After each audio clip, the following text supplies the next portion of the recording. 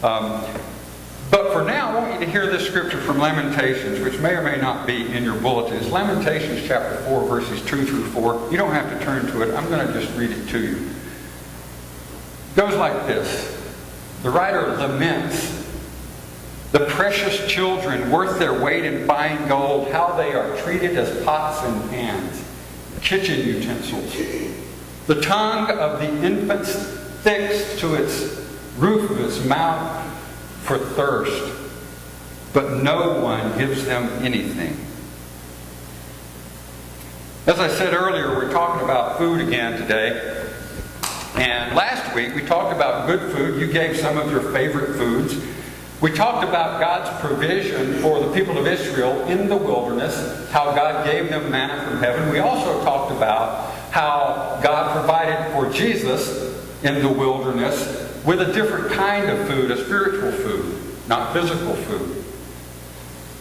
We also talked about how our communion food isn't just about the food, but it's about the experience. It's about what we remember, remembering together our brokenness, remembering together the possibility of new life in new relationship based on Jesus' new commandment to love one another. And also last Sunday I introduced very briefly the idea of a food desert. So today we're going to talk about that. I'll come back to it in just a few moments. But first of all, let me ask a question. Why is good food important from a faith perspective? I mean, I would wager if I were to ask you if good food is important, everybody would say yes.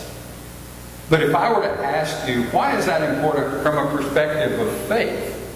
I'm not sure we'd have a ready answer for that. Carol? Well, I'm thinking of wine and how Jesus performed a miracle and he didn't give real clay wine, but he turned water into the best wine for the guests. Okay, so there is Jesus' first recorded sign in the Gospel of John is he's at a wedding feast and he turns water into not just any wine, but really good wine. So from a faith perspective, there is something to be said for that. I'm always going to serve good wine. You're always going to serve good wine. But it is significant that it was good, not just any or inferior. In fact, the word inferior is used when the steward comes to him and says, I don't understand this. Most people serve the good wine first, and when everybody's well drunk, serve the inferior wine last. But this is the best. It's last, and yet this is the best wine we've had. Good food. A psychiatrist named Drew Ramsey says that poor diets and lack of nutrients harms your brain and causes anxiety and depression. And it's very simple. If you're hungry, anybody hungry today? Yeah. I'm smelling bread too. If you're hungry, how can you pay attention well? Imagine, for instance, a child who goes to school, maybe on a cold winter morning, without anything to eat. Do you think that child's going to be able to pay attention well in school? Probably not, because probably the only thing they're going to be thinking about is, gosh, I'm hungry. I'd really like to have something to eat. And even just that experience, the lack of food, can affect how you manage concepts. Healthier food, of course, leads to healthier brains and better decisions. In fact, Ramsey says we could change the diet of the planet and increase the IQ of the planet, the collective IQ of the planet, by 13 IQ points. That's pretty significant change. I know I could use 13 extra IQ points. I don't know about you. But imagine if our politicians had 13 extra IQ points. Maybe we could get something done. Healthier bodies, healthier brains, mean healthier spirits, healthier psyches. Not just individually, but collectively as a people.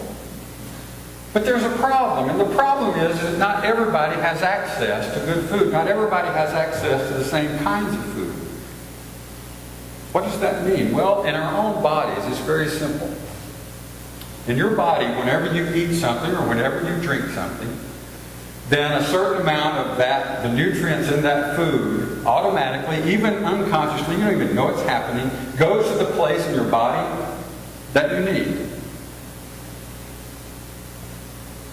The most visible food I can think of, which really isn't a food but a drink, and that is coffee in the morning when I get up. And I have that cup of coffee, and I drink it. That caffeine almost immediately gets exactly where it needs to go, which is right up here to my brain, so that the blood vessels in my head begin to get to the place where they're supposed to be and start relieving the headache that I woke up with. Any kind of food works in a similar way. You've got to get the right amount of food, the right food in the right amount to the right place in order for it to do what it's supposed to do. Individually, that happens almost naturally. Sometimes we get too much of a food or a substance, and it can have an adverse effect on us. And over time, usually in small quantities or in the short term, that doesn't make as much difference as it does long term and in large quantities. But collectively as a people and as a community, we don't always get good food, the right food to the right place at the right time, in the right amount.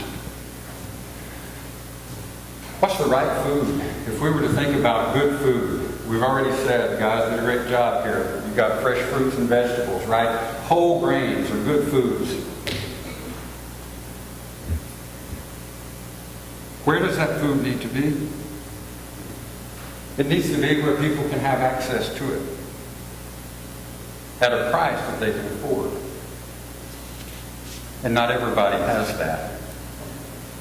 The crowd, Ethel, if you'll read the scripture, please. Mark 6, 35 through 43. And when it grew late, his disciples came to him and said, "This is a lonely place, and the hour is now late. Send them away to go into the country and villages around about and buy themselves something to eat." But he answered them, "You give them something to eat." And they said to him, "Shall we go and buy 200 denarii worth of bread and give it to them to eat?" And he said to them, "How many loaves have you? Go and see." And when they had found out, they said, 5 and 2 fish. Then he commanded them all to sit down by companies upon the green grass. So they sat down in groups by hundreds and by 50s.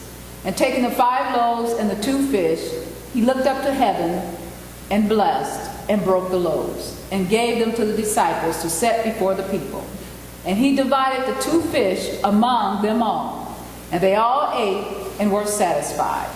And they took up 12 baskets full of broken pieces and of the fish. Amen. Thank you. The crowd that followed Jesus was hungry. They didn't have access to any food, most of them, or at least they didn't know they had access to any food at the time. Let me ask you a question. What crowds, if you just notice around in our community, where are the places where fresh, good food is lacking? Who are the crowds that don't have access to food, good food? Homeless people? Generally low-income areas? Yeah, people who live in food deserts. Let me give you a definition of food deserts. It's defined as urban neighborhoods as well as rural towns without ready access to fresh, healthy, affordable food.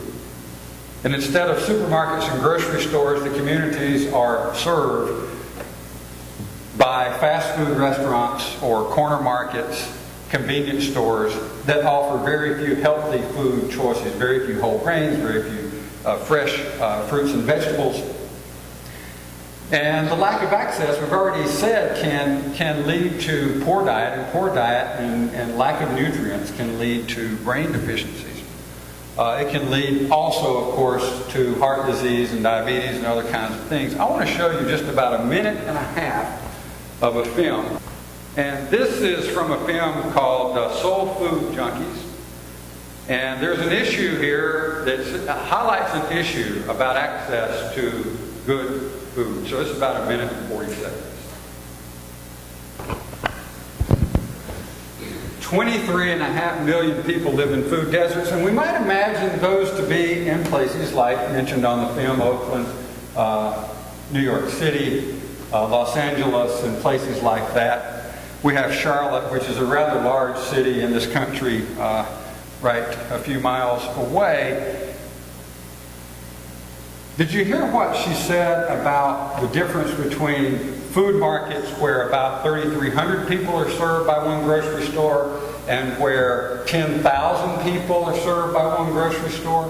How many grocery stores are there in Concord, supermarkets? I know of 4.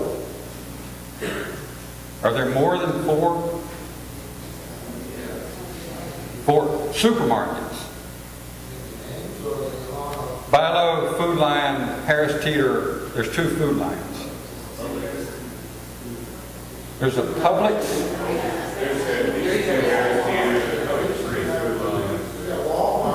In Concord. We're just talking about Concord. How many you got there? 10? Okay. 8 to 10. How many people are there in Concord?